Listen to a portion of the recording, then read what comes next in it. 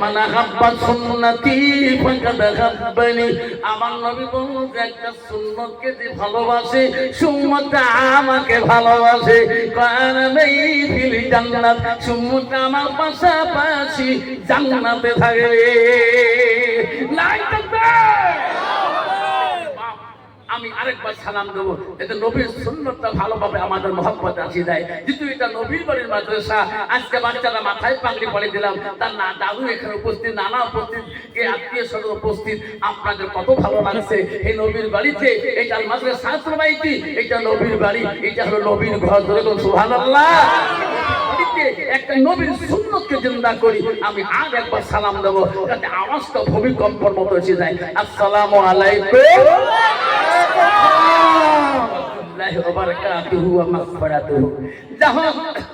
আজকা বিশ্বনবী দারুল উলুম হাফিজি মাদ্রাসা বামুনিঘাটে বাৎসরিক দস্তরবন্দি সভার সুনামধন্য সভাপতি মহাশয়, আমি আমার অন্তর থেকে তার সর্বপ্রথম সালামটা তাকে দিলাম। আরো সালাম দিলাম দূর দূরান্ত থেকে আগত 22 স্থানীয় আকাশের তারকা লিসিনা ওলামা দ্বীনকে আমি সালাম দিলাম। আরো সালাম দিলাম আমার আব্বাজনের 22-এর বৈশিষ্ট্য যারা আব্বাজন এসেছেন তাকে আমি সালাম দিলাম। আরো সালাম দিলাম আমার পর্দা আড়ালে থাকা, বিরলে থাকা আমার পর্দা নিশি মা বোন, খালাগণ, ফুফুগণ, মাসিগণকে সালাম দিলাম। আরো সালাম দিলাম আমার বয়সের বন্ধু, ছোট ছোট ভাই, ছোট ছোট বোন, সোনামণি, কলিমণি, সবাইকে সালাম দিয়ে আমি আমার বক্তব্য শুরু করলাম। তার আগে একটা আল্লাহকে স্মরণ করি। লা ইলাহা ইল্লাল্লাহ, লা ইলাহা ইল্লাল্লাহ, লা ইলাহা ইল্লাল্লাহ। সবে নবীজির নবীজি, শিক্ষার্থী রহমতুল্লাহ বলছে সবে নবীজির নবীজি, তিনি হলো কাউসারওয়ালা। পড়লা ইলাহা ইল্লাল্লাহ, লা ইলাহা ইল্লাল্লাহ, লা ইলাহা ইল্লাল্লাহ। জমিনের মালিক যে আল্লাহ, আকাশের মালিক সেই আল্লাহ। পড়লা ইলাহা ইল্লাল্লাহ, লা ইলাহা ইল্লাল্লাহ। সদরের মালিক যে আল্লাহ, সূর্যের মালিক সেই আল্লাহ। পড়লা ইলাহা ইল্লাল্লাহ। রিজকের মালিক যে আল্লাহ, মৌতির মালিক সেই আল্লাহ। পড়লা ইলাহা ইল্লাল্লাহ। জান্নাতের মালিক যে আল্লাহ, জাহান্নামের মালিক সেই আল্লাহ। পড়লা ইলাহা ইল্লাল্লাহ, লা ইলাহা ইল্লাল্লাহ, মুহাম্মাদুর রাসূলুল্লাহ। মুহাম্মদ বলেন সাল্লাল্লাহু আলাইহি ওয়াসাল্লাম। আব্বাজান বলেন জান্নাতের মালিককে, জোরে বলেন আল্লাহ, আরো জোরে আল্লাহ, জোরে বলো আল্লাহ। জাহান্নামের মালিককে, আমরা আজকে জান্নাত যেতে চাই না, জাহান্নাম যেতে চাই। আব্বারা রে, মুসলমানের ঘরে নাম দিলে মুসলমান হওয়া যায় না, মুসলমানের ঘরে নাম থাকলে মুসলমান হওয়া যায় না। আল্লাহ তো নিজে বলছেন না, মুসলিমিন ওয়াল মুসলিমাত ওয়াল মুমিনিন ওয়াল মুমিনাত। ও আমার মুমিন বান্দা, আমার মুমিন বান্দিরা, ও আমার বিশ্বাসী বান্দা, আমার বান্দিরা, মুসলমানের ঘরে জন্ম নিয়া এখন আমি হালাল হারাম বুঝলাম না, চিনতে পারলাম না। ঠিক না? ঠিক।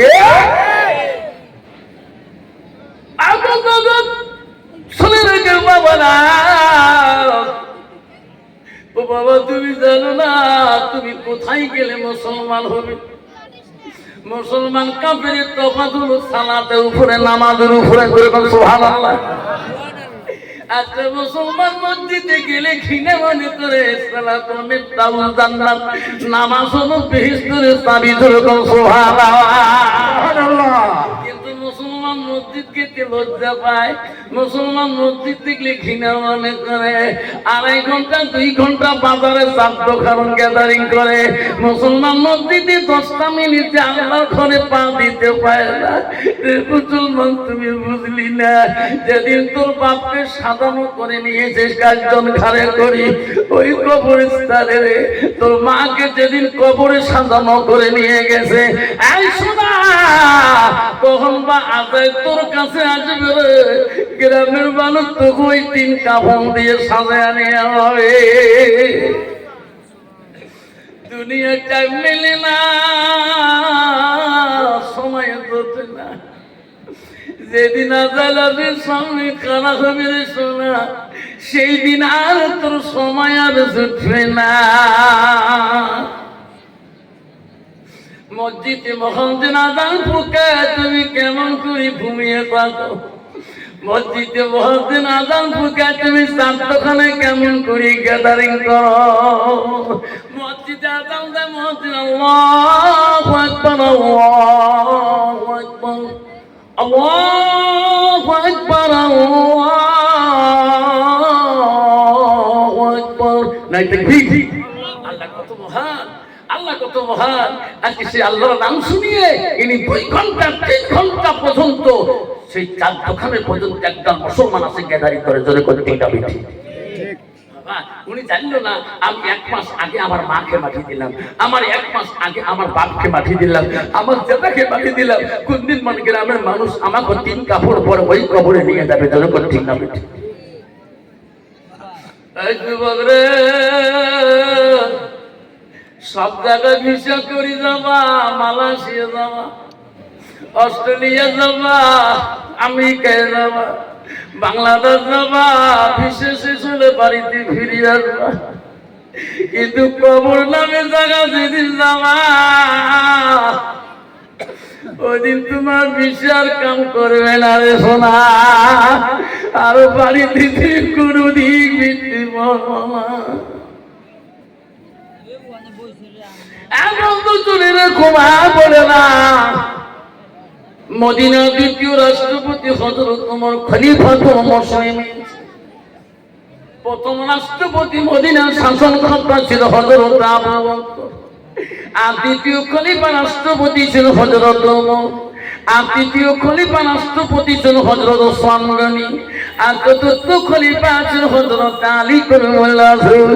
এই 4 জন খলিফার মধ্যে সবচাইতে রাগান্বিত তেজি মিজাজি হযরত আবু বকর, হযরত উমর। উমরের মতো লাগি খলিফা কেউ ছিল না গো। তার কাছে কোনো কথা 19 বের হলে হযরত উমর কাউকে তরবাল মারতে ভয় করত না, একবার টানি বাই কুই কাল্লায় বসে দেয়। সুবহানাল্লাহ। এত স্ট্রং ছিলেন হযরত উমর। মদিনা থেকে আসছিলেন, এমন সময় এক বৃদ্ধ মহিলা তার বাড়িতে যে পৌঁছে গেলেন, যা বললেন দারওয়ানকে খলিফা বাড়িতে আছে? বলছে হ্যাঁ, উনি এখনই মদিনা থেকে আসলেন, ইনি আসে বাড়িতে, এখন দেখা করবা। মহিলাটা মেজাজে কথা বলে, বুঝে বলে মা, এ তো মদিনার রাষ্ট্রপতি, আপনার কি দরকার আমাকে বলবে না। কোন পাওয়ার দেখি যা বলছে খলিফা, একটা বৃদ্ধ মহিলা আছে তোমার সঙ্গে দেখা করতে বলে। হযরত ওমর বলছে আল্লাহ রাসূল বলে দিয়েছেন হাদিস শরীফে, আল্লাহ রাসূল হাদিস বলেছেন, আব্বাস সাথে হাদিসে বর্ণিত আছে, আল্লাহ রাসূল বলছে ওই মানুষ যতক্ষণ পর্যন্ত পূর্ণাঙ্গ মুমিন হইতে পারে না, আল্লাহ রাসূল বলেন লাইসা মিন্না মান লাম ইয়ারহাম সাগীরানা ওয়া লাম ইয়াকুল কাবীরানা। তাই ছোটকে স্নেহ করে না আর মুরব্বিকে সম্মান দেয় না। যদি বল সুবহানাল্লাহ। হযরত ওমর বলে আল্লাহ রাসূল বলছে মুরব্বিকে সম্মান দিতে হবে। কত বাবা বর্তমান যুগে মুরব্বিদের সম্মান আছে? নাই। যেরকম আছে আল্লাহ মুরব্বিদের সম্মান শেয়ার কে যুগে আসলাম। আমি আমার জীবনে আমি খোদার কসম করে বলতে পারি, আমি আমার বাবার সামনে কোনোদিন চেয়ারে বসিনি। আমার বাবা মূর্খ হতে পারে, আমার বাবা লেখাপড়া ছিল না, কিন্তু আমার বাবার সামনে আমার ছাত্র জীবনকে আমি কোনোদিন চেয়ারে বসি। আমি করছে আল্লাহ আমার উস্তাদকে আমি এত সম্মান করছি, আমার উস্তাদ থেকে আমার আব্বা কত দামি, ধরে বলছো আর বর্তমান যুগ যেমন ছেলেরা বাবার সামনে চেয়ারে বসি ঠ্যাং ঠোকা ধরে কোন ঠিক না ঠিক, বাবার সামনে বুটকে খায়, বাবার সামনে সিগারেট লাগায়, বাবার সামনে খৈনি জ্বলে। আল্লাহ যেমন কত পরিবর্তন হয়ে গেছে বাবরে সোনা, তুমি কলেজ পড়তে পারো, তুমি ইউনিভার্সিটি পড়তে পারো, তুমি ডাক্তার হতে পারো, তুমি অপারেশন হতে পারো, তুমি ম্যাজিস্ট্রেট হতে পারো। যেদিন তুমি নিজের পাপকে তুমি চিনতে সম্মান দিতে পারবে না, এই ম্যাজিস্ট্রেট আল্লাহর কাছে কোনো দাম থাকবে না। হয়তো তোমার শোনার সাথে সাথে আসি দেখে এক বৃদ্ধ মা দাঁড়িয়ে আছেন। বুড়ি মা বলুন কি হয়েছে? আপনি কি বিচারক? আপনি কি রাষ্ট্রপতি? বলছি বুড়িমা তোমাদের আশীর্বাদে, ধরে বলছো ভালো খলিফা আমি একটা তোমার কাছে বিষয় দিতে চাই। কি খলিফা আপনি কি এই বিষয় জানেন? এই বিষয় করেন মদিনার খলিফা মনে করছে কোন বা যুবক ছেলে নাকি গালি পাচ্ছে। বলেন বলে বুড়িমা বলেন ও খলিফা আমি একটা দিন ভিখারি মানুষ, সারাদিন ভিক্ষা মাঙে, মানুষের দাঁড়িয়ে দাঁড়িয়ে ভিক্ষা করি গো খলিফা। আমার বাড়িতে বাতি জ্বলার মতো কোনো তেল ছিল না, এক বাড়িতে আমি তেল নিয়েছিলাম খুঁজি গো খলিফা। আমার হাতের শিশিটা বোতলটা পরে সমস্ত তেল মাটি কেন চুষি খাইলে? আমার বিশেষ করে দাও, আমার ভিক্ষা মাঙ্গা সারাদিনে মেহনতের তেল কেন এই মাটি খেয়ে নিলে? সাহাবীরে বলছি এটা পাগল বুড়ি দেয়, হাত থেকে তেলের বোতল ফেলাইতে খলিফা কোনটা দোষ? ঠিক না ঠিক?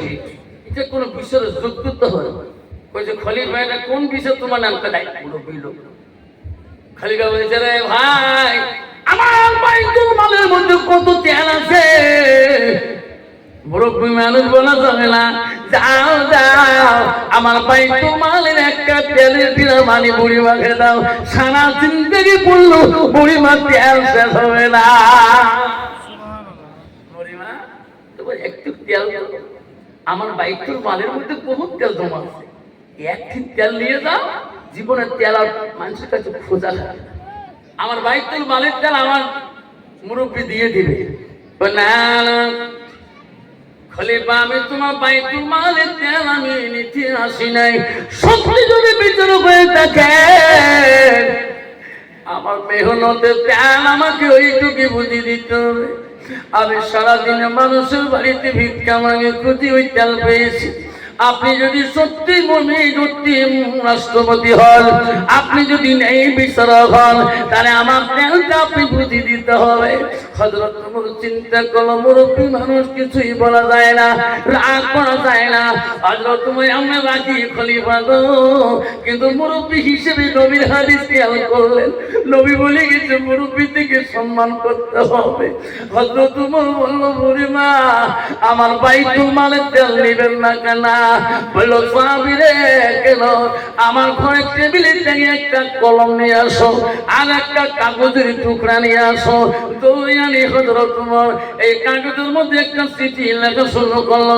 চিঠিতে সিরি বলল বুড়িমা আপনার মেহনতের তেল দিতে গায়ে বলছে খেয়াল আছে করে আমি চিন দিয়ে আসছি। বুড়িমাই চিঠিটা নিয়ে যান, ওই জায়গায় দেওয়া চিঠিটাকে দিবেন, বলবেন মাছি রে মদিনার রাষ্ট্রপতি ওমর দিয়েছে, সঙ্গে সঙ্গে তোমার তেল গাড়ি আসি যাবে, তোমার তেল নিয়ে বাড়ি যাবে।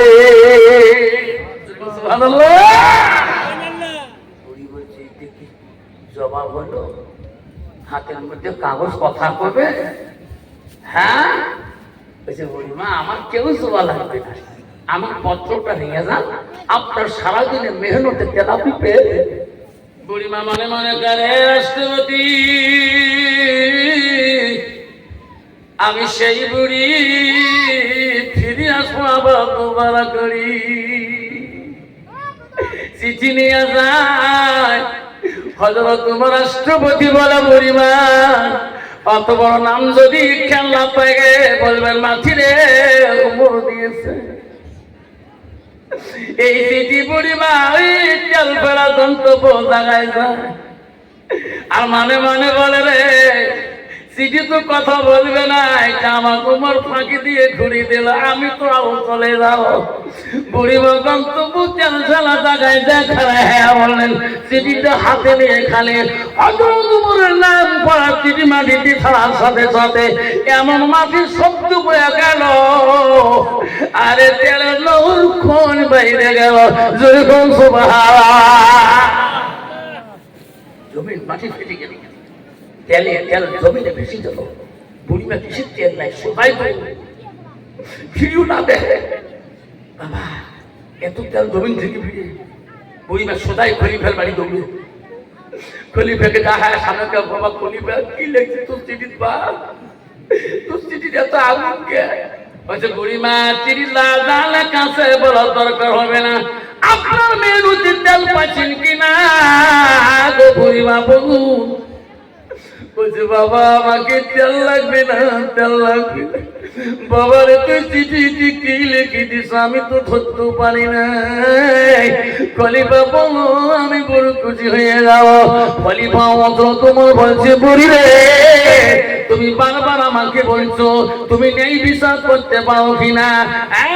বুড়ি আমি মাটির কাছে বিচার লাগছিলাম রে মাটি, তুমি যদি বুড়িমার মেহনতের তেল বুঝি না দাও, মাটি তুমি সাক্ষী থাকো আমি হযরত ওমর বলছি।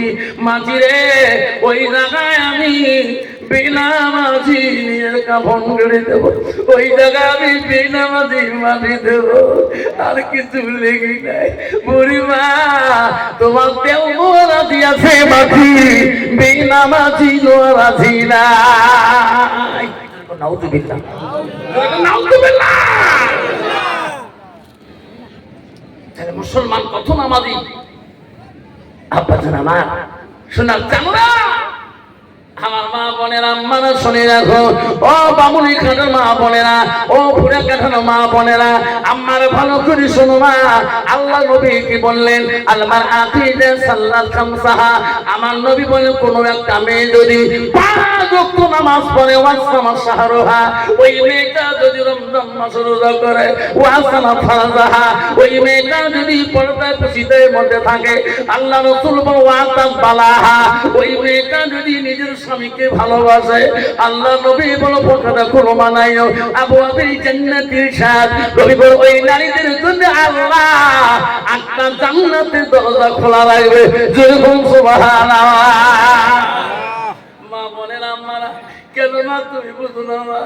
মা তুমিও তো কবরে চলে যাবে রে মা। মা তুমি দুনিয়ার উপরে কি করবো মা? যেদিন তোমার 5 কাফন পরে কবরে নিয়ে যাবে, এই মা এই রূপের কোনো দাম থাকবে না, এই শরীরের দেহের কোনো দাম থাকবে না। মা গো মা, খবরদার মা, মা খবরদার তুমি এই কাজ করবা না। বিশ্ব নবী রাসূলুল্লাহ প্রথম স্ত্রী ছিল হযরত মা খাদিজাতুল কুবরা, নবীজির দ্বিতীয় বিবি ছিল হযরত মা সাওদা রাদিয়াল্লাহু তাআলা, নবীজির 3 নম্বর বিবি ছিল হযরত মা আয়েশা সিদ্দিকা আম্মাজান, নবীজির চতুর্থ বিবি ছিল হযরত যায়েনব রাদিয়াল্লাহু তাআলা, নবীজির 5 নম্বর বিবি ছিল হযরত হাফসা রাদিয়াল্লাহু তাআলা, নবীজির 6 নম্বর বিবি ছিল হযরত উম্মে সালমা, নবীজির 7 নম্বর বিবি ছিল হযরত উম্মে হাবিবা, নবীজির 8 নম্বর বিবি ছিল হযরত মাইমুনা, নবীজির 9 নম্বর বিবি ছিল হযরত সুফিয়া, নবীজির 10 নম্বর বিবি ছিল হযরত রায়হানা, নবীজির 11 নম্বর বিবি ছিল হযরত মারিয়া। সুবহানাল্লাহ। নবীজির জীবনের মধ্যে একটাকে 11 বিবি চলে গেছে মা। কোন বিবির দ্বারা আমার সোনার নবীজির জীবনের কষ্ট হয় না। বর্তমান যুগ জামানার মধ্যে একটা বিবির দ্বারা স্বামীরা কষ্ট পায় না ভাই, যখন পায় না ভাই। কত বিবি আছে স্বামী এলাও আলো আছে না? এমন চিকন চিকন দাঁত ভাঙি ফেলায়। পন্ত বাবার স্বামী যদি দাঁত ভাঙি ফেলায়, ওই স্বামী কোনোদিন ওই বাজার কবে মরবো দাঁত ভাঙি ফেলাইছে কবে কোনো দিন। মা বোনেরা মারা, ও মা বোনেরা, নবীরা স্ত্রী একদিন বুদ্ধি করলেন, সব নারীরা বুদ্ধি করলেন, বুঝাম তোকে নবী বেশি ভালোবাসে, আয়েশা রে তোকে বেশি ভালোবাসে, উম্মে হাবিবা রে তোকে বেশি ভালোবাসে। সবাই আলোচনা করতে করতে নবীজি বাড়িতে আসলেন। ওগো নবী, আপনি কাকে বেশি ভালোবাসেন? নবী করে মুশকিল সমস্যা, যখন ঠিক না এই পরীক্ষা তো করতে হবে আমার। তখন নবীজি বললেন, তোমরা একটা একজন করে মরুভূমি আইসো, কাক ভালোবাসো সব প্রমাণ হবে। এক এক করে বিবি নবীর রুমে যায়, নবী একটা করে খেজুর হাত দিয়ে কবুনে না সকালবেলা করবো, আর একটা বিবি একটা খেজুর দিয়ে কবুনে না করলে সব বিবিগণকে একটা করে খেজুর দিয়েছে। সকালবেলা সবাইকে ডাকায়, দেখো তো তোমার হাতে কয়টা খেজুর? হুজুর একটা। তোমার হাতে কয়টা? একটা। হুজুর মোর হাতে একটা, তোমার হাতে একটা, সবার হাতে একটা। আমি রাসূল সবাইকে সমান ভালোবাসি। নাই থাকবে। নবী কত টেকনিক্যাল ব্রেন ছিল, আমার মতন মুসলমান না। বউ যদি বুড়ি হইতে একটা বিয়ে করলে বুড়ি বউর জন্য হুগলা সাবান, আর নয়া বউর জন্য এই আশা ঠিক নাকি? ঠিক বাবা ওই বউর সাথে কি বলবে? একদিন হযরত আয়েশা উম্মে হাবিবা আর যুক্তি করলো, উম্মে হাবিবা আয়েশার সঙ্গে যুক্তি করলেন যে আজকে নবীদের কাছে বলবো, নবী কা উম্মে হাবিবা তো একজন বিদিনের বেশি। আল্লাহ রাসূল বাড়িতে আসি দেখে উম্মে হাবিবা কাঁদতেছে। হাবিবা কি হয়েছে তোমার? বলো তো। ওগো নবী, আয়েশা বইন আমাকে বিদিনের বেটি বলে না। নবী সংশোধন করতে হবে, কারণ উম্মে আয়েশা হাফসা, আয়েশা ছিল আবু বকরের মেয়ে, হাফসা ছিল উমরের মেয়ে। উমর এমনি তেজি মানুষ গো, রাষ্ট্রপতি গো। হযরত উমর যদি রাগ বেশি হয়, তার বেশি রাগ বেশি হবে, ঠিক না বেশি? হযরত হাফসাকে নবী ডাকল, হাফসা রে, আয়েশা আমার উম্মে হাবিবাকে তোমার কি বলছো? আমার হাবিবের চোখের পানি কেন বন্ধ করে না? আয়েশা মনে রাখো, তুমি আবু বকর মেয়ে হতে পারো, তোমার আবু বকর তোমার বাবা দিনদার ছিল। হাফসা তুমি ওমরের মেয়ে হতে পারো, তোমার বাবা দ্বিতীয় খলিফা হতে পারে। উম্মে হাবিবা কাফিরের বেটি হতে পারে, তবু ইনি নবীর স্ত্রী হয়েছে রে। তোমার নাকি বহুত গুণে দাম আছে, যদি কোনো সুবহানাল্লাহ নাই থাকবে। হযরত উমরের দরবারে মদিনার রাষ্ট্রপতি দ্বিতীয় খলিফাতুল মুসলিমিন যখন এই কথা বলে, বুড়িমা বলেন, বাবা আমি আর বিদিনে থাকতে চাই না।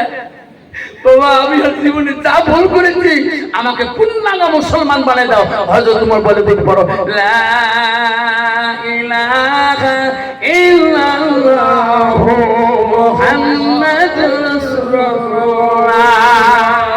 আপনাদের আমার শোনার জানা, আমরা এই কলেমার মুসলমান গো। ও মা বোনেরা, আমরা এই কলেমার মুসলমান। আল্লাহ বলে দিয়েছে, বান্দা আমি আল্লাহ নিজে পছন্দ করেছি ইসলামটাকে, আমি আল্লাহ নিজে ভালোবাসি ইসলামটাকে। তোমার বাবা পাওয়া সম্পদ না, তোমার পাওয়া সম্পদ না, আমি আল্লাহ আমার পছন্দনীয়।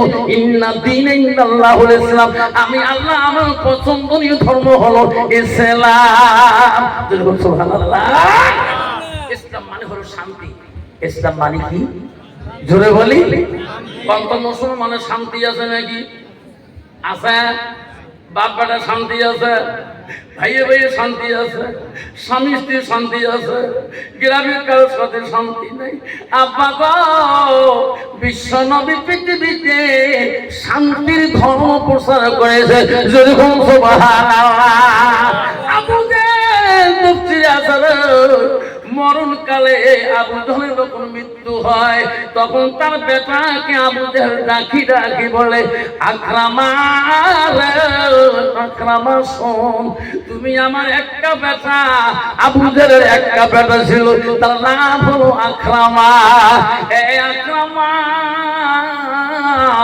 আমি এই মদিনা মক্কার জমিনে রে মুহাম্মাদের সাথে চ্যালেঞ্জ করি, আমি সেই ধর্মকে গ্রহণ করি না রে বেটা। আমি মরি যাওয়ার পরে তুমিও মুহাম্মাদের সাথে চ্যালেঞ্জ করবা। যখন বলছে বাবা ঠিক আছে, তুমি তখন মুহাম্মাদের সাথে চ্যালেঞ্জ করছো, ইসলাম গ্রহণ করো নাই, আমি তোমার একটা বেটা আকরামা আমিও চ্যালেঞ্জ করলাম। আকরামা যেদিন আবু জেহেল মৃত্যু হয়ে গেল, আকরামা সেনাবাহিনী নতুন দেশের রাজা, বাপ মারা গেল, নতুন রাজা হয়ে গেল। আকরামা একদিন রাজদরবারে প্রচার করেছিল সেনাবাহিনী গুলাকে, দেখো আমার বাবা মৃত্যুকালে যেটা ওসিয়ত করে গিয়েছে যে বাবা মুহাম্মাদের সাথে কোনোদিন মিলিত হয়নি, মোলাকাত করে আলিঙ্গন করে নাই, আমি আকরামা বেঁচে থাকবে যদি কোনদিন মুহাম্মদ সাথে কেউ মোলাকাত আলিঙ্গন করেন তাকে আমি মৃত্যুদণ্ড দিয়ে দেবো, আমি আইন পাস করে দিলাম। এখন সেনাবাহিনী যারা আছে, আবু জেহেলের পুরো দল সেনাবাহিনী, যেমন আকরামা দিলে নতুন সেনাবাহিনী হয়ে গেলেন, নতুন দেশে নতুন রাজ্য রাজা হয়ে গেলেন। আকরাম একদিন সেনাবাহিনী নিয়ে তার দল নিয়ে রাস্তা দিয়ে গেতেছেন, ঘোড়ার পৃষ্ঠে আকরামা চলছিলেন আর সেনাবাহিনী পিছন দিয়ে চলতেছেন। হায় রে, আকরামার এত আন্দোলন, নতুন দেশে বাদশা হয়ে গেলেন। আবু জেহেলের মৃত্যুর পরে আবু জেহেলের বেটা আকরামা এই পৃথিবীতে নতুন বাদশা হয়ে গেলেন। আকরামা রাস্তা দিয়ে গেতেছে, এমন সময় ওই রাস্তার অপর পৃষ্ঠে আমার রাসূল মুহাম্মদ রাসূলুল্লাহ রাস্তা দিয়ে আসতেছে। আমার নবী দেখলেন এনারা ওই বিদিনের দল, এটা আবু জেহেলের ছেলে আকরামার বেটা, আমি এনাদের সামনে তো আমার সম্ভব হবে না, এনাদের আজকে এত আনন্দ, এনাদেরকে পথ ছাড়িয়ে আমার চলতে হবে। যেরকম ঠিক নবী ঠিক, মুসলমান পথ ছাড়ি দেয় না, মুসলমান যেন দোলের মেলা লাগে, নিজের মাথা নিজে আবিদ দেয়। যেরকম ঠিক নবী ঠিক,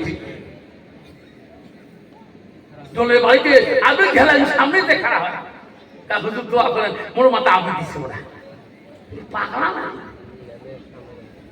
হ্যাঁ, আল্লাহ রাসূল রাস্তায় দাঁড়িয়ে আছে, আকরামা সেনাবাহিনী নিয়ে যেতেছেন।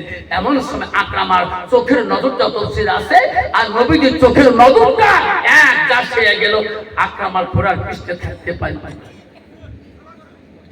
আস্তে করে ঘোড়া থেকে নামিয়া নবীজি সামনে দাঁড়িয়ে বলল, মুহাম্মদ ভাইরে, আমার বাবা যত দুশ্মনী করেছে আমি কথা দিলাম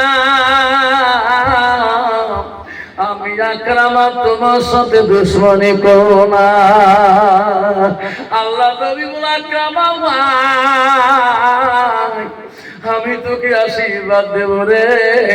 আকরামা বিশ্ব নবীর সাথে মুলাকাত করে আলিঙ্গন করলেন, সেনাবাহিনীরা শহীদ হয়ে গেল। আকরামা ভ্রমণ করে রাজদরবারে যা বসলেন, পুরানা সেনাপতি বললেন, মহারাজ রাখেন তোমার আইন, আপনি কয়দিন পর আইন করে দিচ্ছেন মুহাম্মাদের সাথে মোলাকাত করা যাবে না, আলিঙ্গন করা যাবে না। কালকে পথের মধ্যে তোমরা কেন মুহাম্মাদের সাথে মোলাকাত করলে? আকরামা বলো, ভাই যখন থেকে মুহাম্মাদের সাথে মোলাকাত করছি রে, আমার দিলটা কেন বেয়াল মুহাম্মদ মুহাম্মদ করে। আমি যদি দোষী হই রে ভাই, আমি যদি অপরাধী হই, আমাকে তোমার মারি শেষ করে দাও, আমাকে বাধা নাই, কিন্তু আমি মুহাম্মদের কথা আমি বোঝা বলতে পারবো না। সেনাবাহিনী বলল, আকরামার ব্রেন খারাপ হয়ে গেল নাকি, বাবা জাতকুল সব নষ্ট করে দিয়া আজকে আকরামা দিল বলে খালি মুহাম্মদ মুহাম্মদ। আকরামাকে বেঈমান, আকরামা এত বড় বেঈমানি করলো রে। আকরামা রাত্রি কালে ঘুমাইছিলেন, সেনাবাহিনীরা আকরামার হাত বাঁধলেন, পা বাঁধলেন, চোখ বাঁধিয়া এমন নদীর মাঝখানে ফেলে দিয়ে আসে। আকরামা পানি তলে চলে গেল রে। কত জলজন্তু আছে, আকরামা তত দিকে খারাপ হয়। সুবহানাল্লাহ। গভীর পানির তলে আকরামা কাঁদে, আল্লাহ তোর নবীর ভালোবাসা অন্তর থেকে যায় না। এ নদীর প্রাণীরা আমার হাতের পা বাঁধগুলো বসে যায়, আমি বড় কষ্ট পাই। হে তোমরা তাড়াতাড়ি খেয়াল নাও, তোমরা জনমের খানটা পানির তলে খেয়ে নদীর প্রাণীরা আকরামা রে, তুমি আমার 1 সেকেন্ডের খানা আর যে নবীকে পৃথিবীতে না পাঠাইলে আল্লাহ আমাকে নদীর প্রাণী বানাইতো না। সেই নবীর কার বন্ধু খুলবো তোর গা দিয়ে বাড়িতে রাখলাম তো খালে রে সোনার নবী আমার নারাজ হয়ে যাবে। আকরামা কান্দিস না,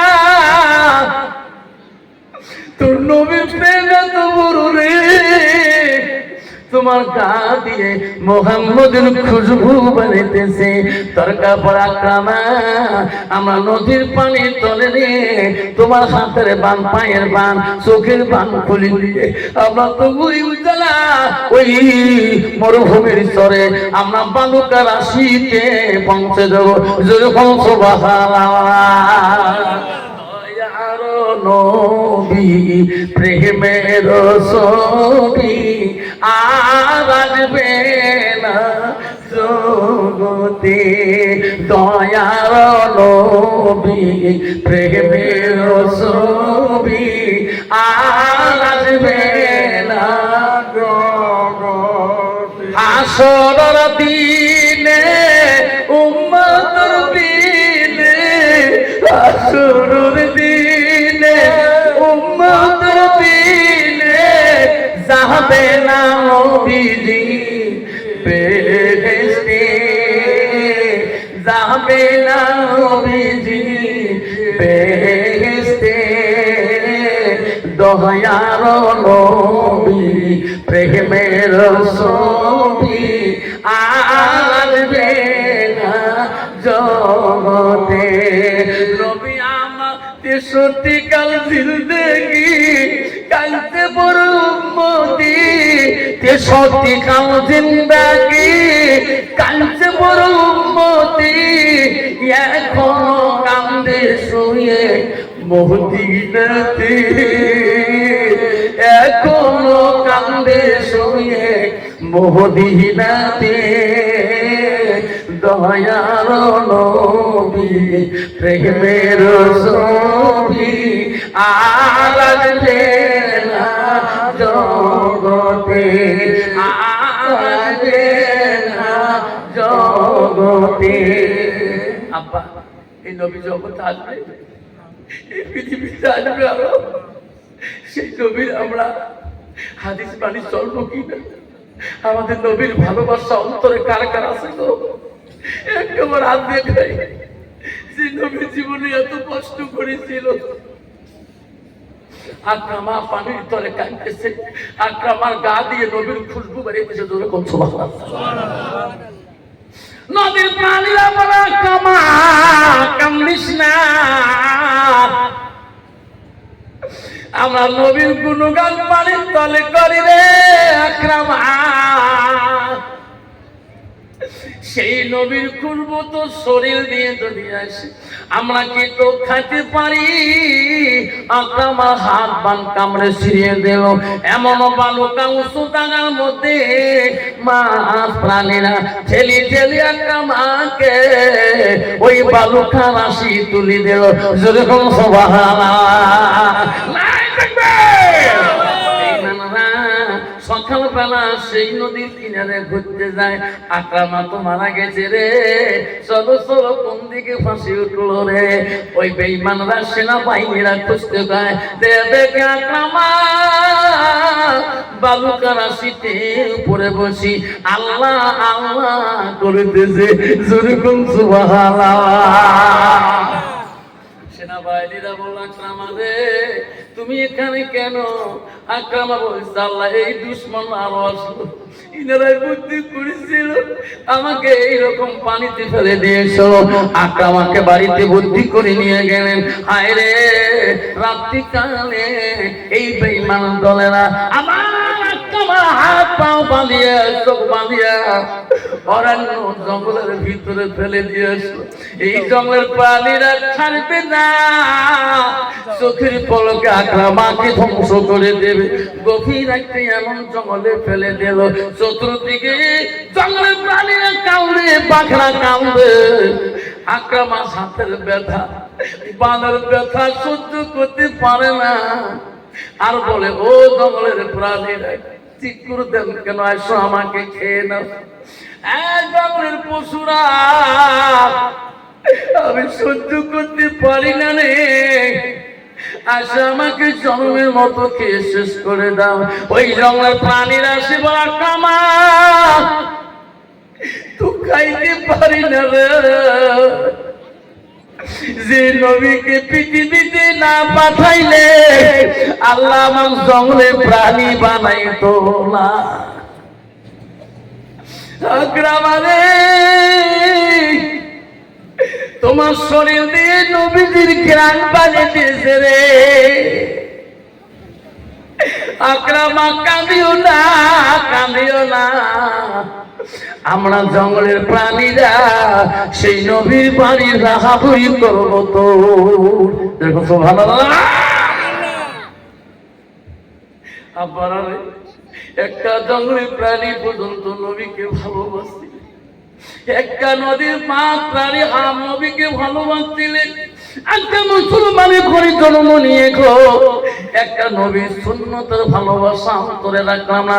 আল্লাহ রাসূল বললো, লা ইউমিনুনা হাদুকুম হাত্তা কুনা হাব্বাইনাইহি বিল ওয়ালিদিহি ওয়ালাদিহি ওয়ান নাসি আজমাইন।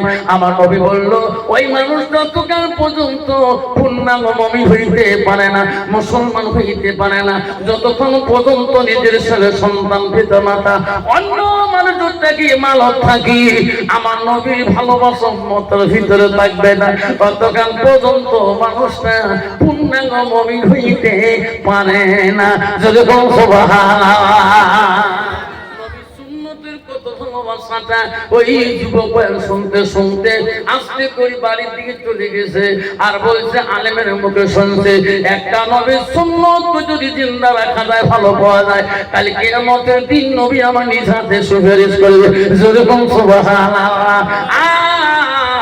এই দাড়ির মধ্যে ফুল লাগা যাবে না, দাড়ির মধ্যে ফুল লাগাইলে নবীজির কলিজার মধ্যে আঘাত পায়। যুবক পরবর্তীকে পরেশগারি নামাজ পড়ছে রে, নবীর ভালোবাসা সুন্নতের কথা খেয়াল ছিল না। আলেমের মুখে শুনিয়ে খাসদারি তওবা করেছে, হুজুর আমি বহু বছর ধরে নামাজ পড়ি, হুজুর আমি নবীর পরে কলিজায় কষ্ট দিয়েছি, তওবা করে দাও, আর আমি কোনোদিনও এই ভুল করব না। আল্লাহ রাব্বুল আলামিন বলছে, বান্দা যখন একবার ভুল করি তওবা করবে, আমি আল্লাহ আমি তওবাকারীকে বেশি পছন্দ করি। যদি কোনো সুবহানাল্লাহ। যুবক বাড়ি চলে গেছে, যাওয়ার পরে কয়েকদিন পরে তার মামা শ্বশুর আছে, জামাই গো আসসালামু আলাইকুম। ওয়া আলাইকুম সালাম। মামু কেমন আছেন? কইছে, মামু আল্লাহ দিলে ভালো আছি। জামাই আপনি আমার একটা ভাগ্নি জামাই, আমার মেয়ের জন্মহনা চুক্তি করবো, কাল মোহর বাঁধবো। জামাই গো আমার ভাগ্নিকে নিয়ে কালকে চলে যাবেন। কইছে, মামু গো আল্লাহ যদি নিয়ে যায় আমি যাব, আর আল্লাহওয়ালা লোক মুত্তাকি লোক আল্লাহর উপরে তাওয়াক্কুল তো বেশি করে গো, ঠিক না বিধি? আল্লাহ যদি নিয়ে যায় আমি যাবো, যখন ঠিক না বিধি? কইছে, মামু আল্লাহ যদি নিয়ে যায় আমি তোমার ভাগ্নিকে নিয়ে কালকে যাব। মামু চলে গেলেন, মামা শ্বশুর চলে গেলেন, রাত্রি পেয়ে গেলেন। বিবি বলছে, স্বামী গো, আমার মামার একটা বেটি আজকে জন্ম হলো, চুক্তিবদ্ধ করবে। ও স্বামী, বিড়াল, আমি চলে যাব। স্বামী বলছে, আমি তো রেডি হয়েছি, তুমি বিড়াও। না, আপনি কই রেডি হয়েছেন? কে? ও স্বামী, আপনি তো রেডি হন নাই, তোমার মুখে কেন দাঁড়িয়ে আলো ভগবান? দাড়ি কাটবেন না? বেবি, দাড়ি কাটবো না রে, এটা নবীর সুন্নাত। এতদিন ভুল করছি রে বিবি, হক্কানি আলেমের কাছে তওবা করছি, নবীর সুন্নতের উপরে আঘাত আর দেব। বিবি রে, চলো আমি চলে যাই তোকে নিয়ে। কেন স্বামী? আপনার এত বড় দাড়ি হয়েছে, আমার যত দিলে ভাই আসবে, যত ভাই সাহেব আসবে, একটাও দাড়ি নাই। তোমার যদি নিয়ে যান, সবাই মানুষের বউ করি দেখাইবে, আমি লজ্জাতে মরি যাব। স্বামী, আপনি নির্দারি হয়ে যান। বিবিরে, আমি দাড়ি কাটবো না, নবীর ভালোবাসা অন্তর থেকে ছেড়ে দেবো না। বলছে, স্বামী গো, দাড়ি না কাটলে আমি সংসারে তোমার সাথে করব না। স্বামী স্ত্রী লড়াই বাজে গেলেন। বিবি, আমার মুখে দাঁড়িয়ে কেন তুমি রাগ করো? তোমার অসুবিধে কি হলো? স্বামী গো, আগর থেকে আমি দাড়িওয়ালা পছন্দ করি না। আজকে তুমি হঠাৎ করে 2-3 মাস থেকে দাড়ি বানাও না, দাড়িতেছো না কেন? ও স্বামী, আমি বাড়ি চলে যাবো একাই, এই দাড়িওয়ালা স্বামী নিয়ে আমি বাড়িতে যাব না। মা, শুনে রেখো মা, তোর দাড়ি থাকা স্বামী কি কোন মা?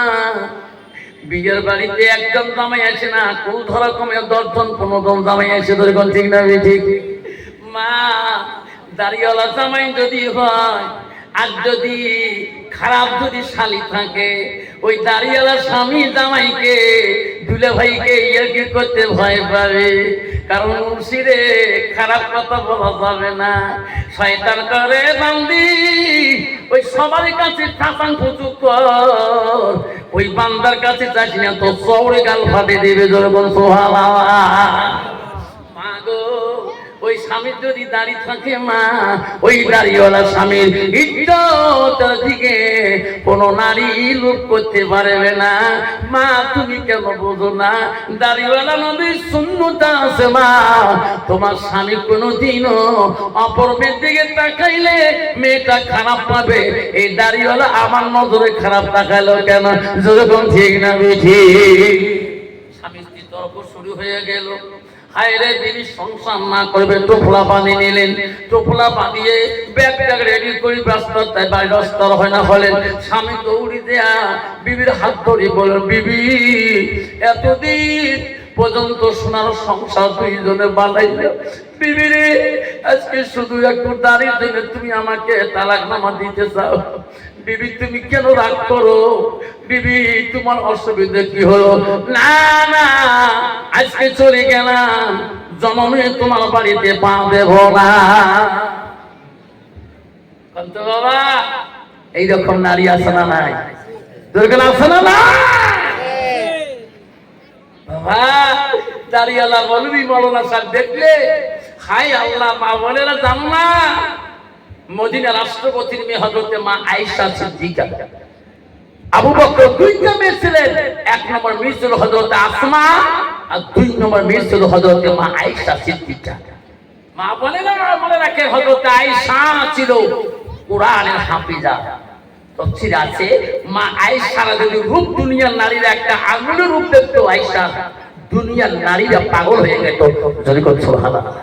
আর বর্তমান যুগের নারী সাধারণ রূপ নিয়ে স্বামীর সাথে অহংকার করে। যদি কোন ঠিক না বেঠি? স্বামীকে বলে, স্বামী যদি কালা হয়, স্বামীকে কালা মাসান করি কয়, কাল দুম কালা মাসান, দাও তলা মাসান। যদি কোন ঠিক না বেঠি? মা বোনেরা খবরদার মা, রাষ্ট্রপতি মেয়ে হযরতে মা আয়েশা এত সুন্দরী ছিল না, এত রূপবতী ছিল। নবীজি বাড়ি আসলে আয়েশা খানা খাইতে দিত। আমার আয়েশা আম্মা ধরে এত গুণ ছিল রে, এত রূপ ছিল, হালকা পাতলা নারী ছিল গো। নবীজির বয়স কি, আয়েশার বয়স কি? নবীজির বৃদ্ধ বয়স, আয়েশা তখন জৈবন কাল আছে, যেরকম সুবহানাল্লাহ।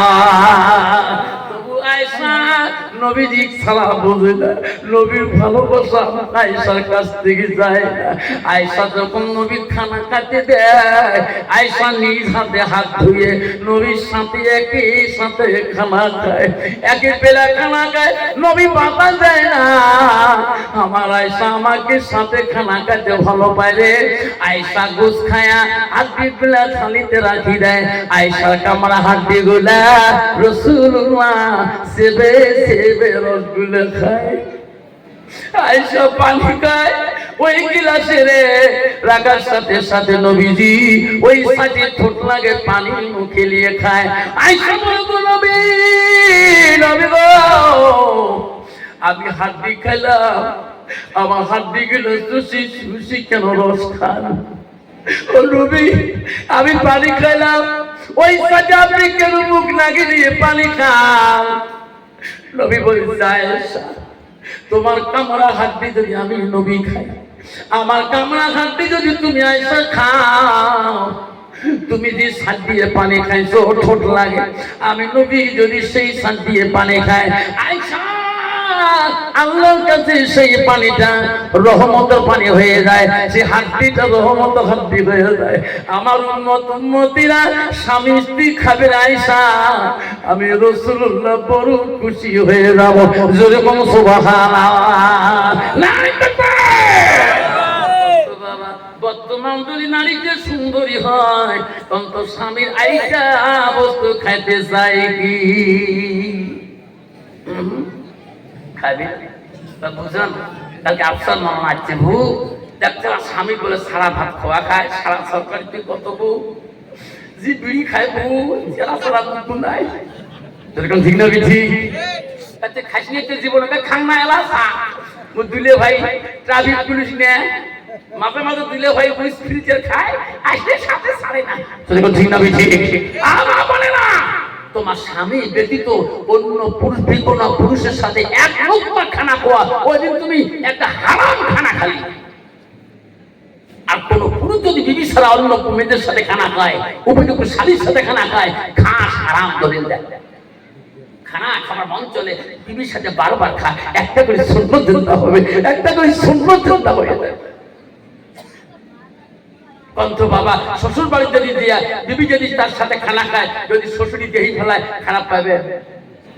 খুশি হবে? আল্লাহ আমার জামাই আমার মেয়েকে এত ভালোবাসে, আল্লাহ আল্লাহ আমি মরণ রাখবো, দোয়া করি আল্লাহ এই জামাই যাতে আমার মেয়েকে একসাথে খানা খায়। ধরে বল ঠিক হবে? মা বোনেরা আমারা খবরদার, মা আয়েশা সিদ্দিকা রাসূলুল্লাহকে এত ভালোবাসছিলেন। আমা হযরত মা আয়েশা একটা দিন আছে না, নবীজি না ঘুমা পর্যন্ত, তাফসীরে আছে না আয়েশা ঘুমাইতো না, নবীজি না খাওয়া পর্যন্ত আয়েশা খানা খাইতো না। বর্তমান যুগের নারী স্বামী নাই খাইতে বউ দুই বেলা হয়, এরকম ঠিক না বেঠি? বুঝা আফসার মাওলানা কইছে স্বামী নাই খেলে বলে খোয়া না যাক, আমি 3 বের করি খান গোস্ত ঝোল, কতবার চাকম সকাল মা মেরা হাত দিয়ে ঝোল খাচ্ছে, হুজুর কইছে হারাম বেশি করি খান, ঝোলটা গোসাহি দেহ নেরা দিয়ে। কত নারী আছে বাবা, ঝোল কেমন সবজি হোক, শ্যান হল না অচান হল, নেরা হাত দিয়ে মারি দে। ঠিক না বিধি? কারণ ওই মেয়েটার ভিতরে এলিমের অভাব। ওই মেয়েটা যদি এলিম পাইতো রে, ওই মেয়েটা বাহন ব্যবহার করতো না। ওই ছেলেটা যদি এলিম থাকতো রে, বাহন দিয়ে চা খায়া আর সিগারেট লাগাইতো না। আল্লাহ রাসূল বলল, মান সালাকা তারিকান ইলতামিসু ফি ইলমান, তোরা যদি এলিম নেমে রাস্তা যদি চলতে চাও, সেই রাস্তা যদি ঘুরতে চাও, তালাশ করতে চাও, সেই রাস্তায় তুমি চলবা। আল্লাহ রাসূল বললেন সাল্লাল্লাহু আলাইহি তারিকা মিনাল জান্নাত, সেই রাস্তাটা হলো জান্নাতি রাস্তা। যেরকম সুবহানাল্লাহ। দুষ্ট মেয়ে তো মাদ্রাসায় ছেলেরা দিতেছে, একটা ছেলে সেই রূপবতী। পৃথিবীর মধ্যে একজন নবী ছিল। আল্লাহ পৃথিবীর রূপটাকে দুই খণ্ড করতে, শোনেন, পৃথিবীর মানুষের কাছে রূপ দুইটা বানাইছে। একটা রূপ সারা পৃথিবীর মানুষও দিছে, আর একটা রূপ একটা নবী দিছে। যেরকম সুবহানাল্লাহ। সেটা হলো হযরত ইউসুফ আলাইহিস সালামের গায়ে যে রূপ দিয়েছে আল্লাহ, একটা রূপ, আর বাকি অংশ রূপ পৃথিবীর মানুষের গায়ে। যেরকম সুবহানাল্লাহ। বাপজান আমার যুবক এত সুন্দর রাস্তা দিয়ে মাদ্রাসায় যায়, কোরআনের হাফেজ। উনি কোরআন তেলাওয়াত করে উস্তাদের দুই চোখ দিয়ে পানি ঝরঝর করে পড়িত। আর দুষ্ট মেয়ে প্রতিদিন রাস্তা জায়গায় ছেলেটা খেয়ে গো, আল্লাহ এত চান বানিয়ে দিয়েছি, কিন্তু মেলা বন্ধুর সাথে যায়। যদি আমি কথা বলি, যদি ছেলেরা কয়া দেয় না মাকে বাবাকে আমাকে গালি দিই, মেয়েটার অন্তরে খারাপ মনোভাব। আমি একদিন হলো ফাঁকা টাইম পাবো, কথা বলবো, ওই মানুষ নেই। হঠাৎ করে ওই মাদ্রাসার ছেলেটা কোরআনের হাফেজ গো, ওই দিন একাই একাই যায়, বন্ধুরা আগে সারি চলে গেছে। দুষ্ট মেয়েটা রাস্তার মধ্যে দাঁড়িয়ে ছিল। আজকে এই রূপবতী ছেলেটাকে যায় কেন, দৌড়ে আসিয়া বেঈমান মেয়েটা ওই সুন্দর আলিম হাফেজ ছেলেটার সামনে দাঁড়ায়। ভাই রে, ও ভাই, আমি তোর জন্য ডেইলি রাস্তায় দাঁড়াই, কথা বলতে সাহস পাই না, তুমি সব বন্ধুদের সাথে যাও। ও ভাই, একটা কথা আছে, আমি একটা নারী জাতি, আমি একটা তোর মুখে দলিল শুনতে চাই। ও ভাই, আমার যাই হবে নাকি? বলছে, বোন, যদি আমার জানা থাকে তাহলে দলিলটা বলি দেবো, বলো তোমার কোন দলিল? বলছে, না ভাই, এখানে বলা যাবে না, সামনের দিকে দেখা বড় বাড়িটা আমার, ওই বাড়িতে চলো, তোকে সম্মানে বসতে দেবো, তোর কাছে দলিল ফতোয়াটা শোনো। মাদ্রাসার ছেলেটা বলছে, না না না, আমি একটা তালিম বাচ্চা, আমি একটা কোরআনের হাফেজ, আমি এখন মরনা টাইটেল পড়ছি। আমি যদি একটা অপরিচিত ছেলে তোমার বাড়ি যাই, গ্রামের মানুষ দেখলে আমাকে খারাপ মনোভাব করবে। বনের রাস্তাটারে আসি, তোমার দলিল কি জানা থাকলে বলে দেবো, আর জানা না থাকলে আমি বলতে পারবো না। এটা বলছি ভাই রে, এখানে বলা যাবে না। মেয়েটার মনে ছিল পাইজামি, মেয়েটার মনে ছিল বেঈমানি। লাস্টে বলছি, ভাই দয়া করে চলো, তুমি না কোরআনের হাফেজ, তুমি কেন এই কথা বলো? আমি একটা মেয়ে মানুষ, একটা দলিল যদি তোর কাছে শুনিয়ে আমি যদি ইসলামটা ভালো করে মানতে পারি, তুমি কেন দলিল দেবে না? লাস্টে মনে ছেলেটা বলছে, আল্লাহ, মনে হয় মেয়েটা কোনো খারাপ কামে লিপ্ত আছে নাকি। অন্তরে বড় ধোয়া, ছেলেটার মনে কোনো অন্তরে খারাপ ভাব নাই। ছেলেটা যখন বাড়ির ভিতরে ঢুকে গেল, মেয়েটা আসতে করি মেয়েটার মেইন দরজা বন্ধ করে দিল। ছেলেটা চিৎকার দিয়ে বলল, বোন রে, মেইন গেটের দরজা তুমি কেন আড়াল করে দিলি? গ্রামের মানুষ কি বলবে গো? ভাই কিছুই বলবে না, ঘরের ভিতরে আসো। যখন ছেলেটা ঘরের ভিতরে গেল, আসতে করে ঘরের দরজাটা বন্ধ করে দিল। ছেলেটা চিৎকার দিল, বোন, ও বোন, তুমি ঘরের দরজা দাও কেন? তুমি না আমার কাছে দলিল শুনবা? না না, যুবক রে, বহুদিনের আশা, আজকে আমি একাই পেয়েছি তোমার, আমি তোমার কাছে দলিল শুনতে আসি নাই, আজকে আমার মনের আশা পূরণ করে দিতে হবে। ছেলেটা বলছে, না বোন, আমি একটা কোরআনের হাফেজ, এই কোরআনে 114টা সূরা আছে বোনে রে, 6666টা আয়াত আছে। এই কোরআনটা আল্লাহ আমার সিনার মধ্যে ক্যাসেট করে দিয়েছে। আমি তোর মনে আশা পূরণ করতে পারবো না, আল্লাহ সহ্য করবে না, আমাকে তুমি ছেড়ে দাও। বলে, বেশি কথা বললে চিৎকার দেব, গ্রামের মানুষ তোকে ছাড়ে দেবে না। ঠিক না বেশি? ঠিক না বেশি? যদি বেশি কথা বলো চিৎকার দেব, গ্রামের মানুষ কিন্তু তোমার ধোলাই করবে। লাস্টে বলো, বলে দলিল দেব তোকে, আমাকে একটু বাথরুমে যেতে দিবা। চলো বাড়ির সামনে বাথরুম আছে, ল্যাট্রিন ভিতরে। ছেলেটা দৌড়ি যে ল্যাট্রিনে ঢুকলো, মনে করা যায় পালে যাওয়া যাবে নাকি। মেয়েটা লাস্টের মধ্যে ল্যাট্রিনের বাইরে বসে রইল, উনি ঘরের ভিতরে। কদি পালাবা ল্যাট্রিনের ভিতর থেকে কান্দে বলে, আল্লাহ তুমি ছাড়া আমাকে কেউ বাঁচাইয়া নাই। আল্লাহ মাবুদ রে, তুমি বাঁচাবা, তোর কোরআন আমাকে হাফেজ বানিয়ে দিয়েছো। আল্লাহ আজকে আমি এই বেঈমান মেয়েটাকে কেমন করে বাঁচাবো। ছেলেটা তো পায়খানা গেল, জীবন বাঁচার জন্য পায়খানা নাই। আল্লাহর কাছে বিনয় করে চোখের পানি ফেলে কান্দে। আল্লাহ বলে, বান্দা যখন আমার পক্ষ হয়ে একটু পানি ফেলে দেয়, আমি আল্লাহ তখন থাকতে পারি না, তখন আমি তার সঙ্গী হয়ে যাই। ওই যুবক কাঁদতে কাঁদতে দুই চোখের পানি মুখ ভিজে দেয়, একটু পায়খানা তল ভাসিয়ে গেল। ছেলেটা পায়খানা করলো, নিজের হাতের তলা বাঁ হাতে নিয়ে পায়খানা গুলা হায় রে মুখের মধ্যে মাথার মধ্যে মাখিয়ে যেই দরজা খুলে দিচ্ছে, বাবা ওই বেঈমান মেয়েটা তার জৈবনের দিকে তাকাবে নাকি। যেই দরজা খুলে দিচ্ছে, দেখে মুখে মাথায় গু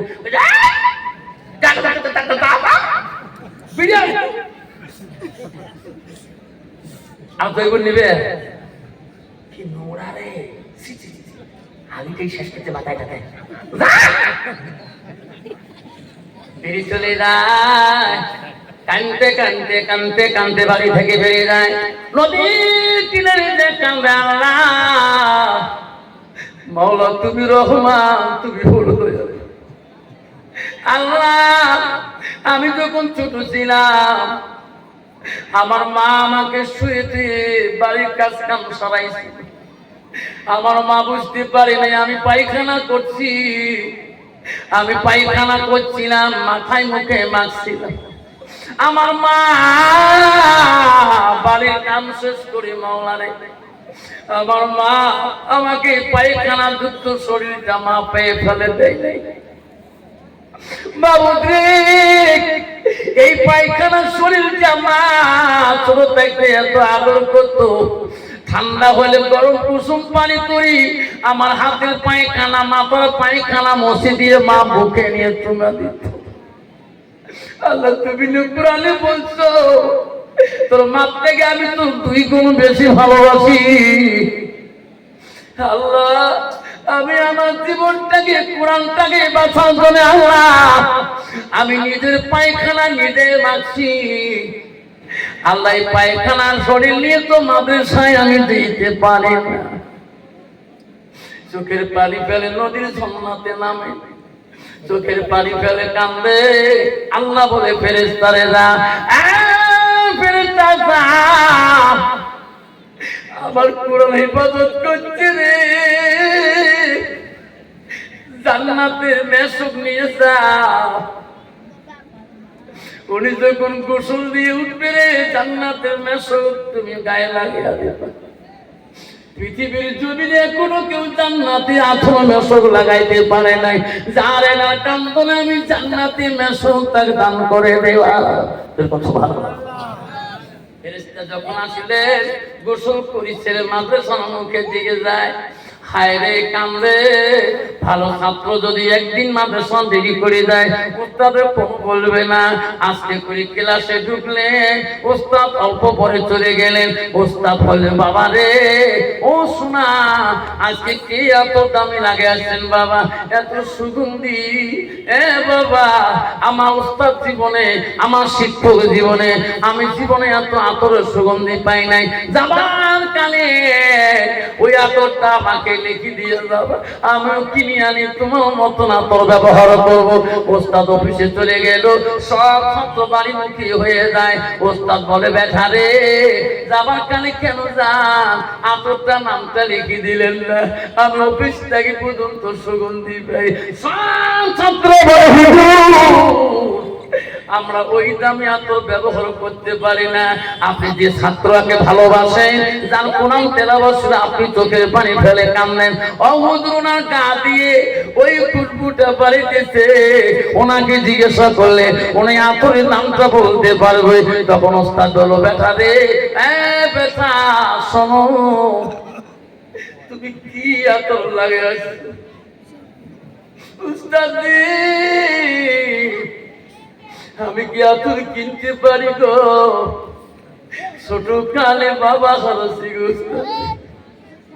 জীবনে বাপের মুখ দেখতে পারি নাই। আমার মা মানুষের বাড়ির কাজকর্ম করে, আমার মা মানুষের বাড়ির কাজের জোগাড়ি।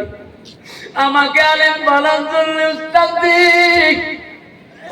আমাকে মা মানুষের বাড়ি কাজ করি, আলেম জোগাড় খরচ পয়সা দেয়।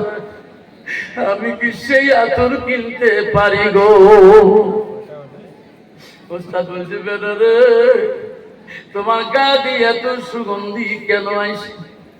হ্যাঁ বেটা, তুমি প্রতিদিন এই ফাড়া জামা, ফাড়া জুতে নাই খাই, খালি পাই তুমি মাদ্রাসায় চলে, আমার বড় মায়া লাগে।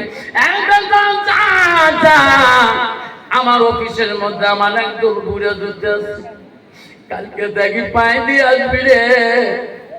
আমি এই পুরো জুতে গুলো তোকে দান করে দিলাম। উস্তাদের দানপত্র তো ফিরিয়ে নিতে পারে না, ফেলে দিতেও পারে না। জুতে ফাড়া জুতে গুলো বুকে নিয়ে কান্দে, আল্লাহ,